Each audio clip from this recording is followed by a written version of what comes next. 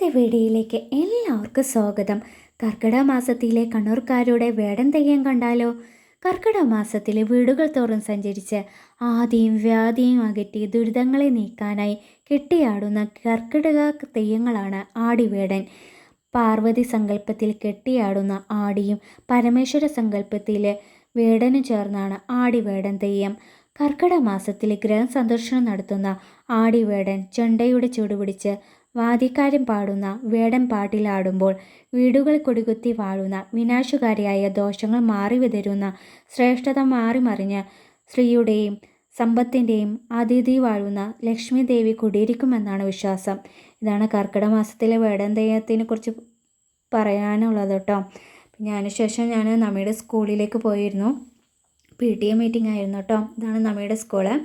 അവിടെ പാരൻസിൻ്റെ ഒരു ബോധവൽക്കരണ ക്ലാസ് ഉണ്ടായിരുന്നു.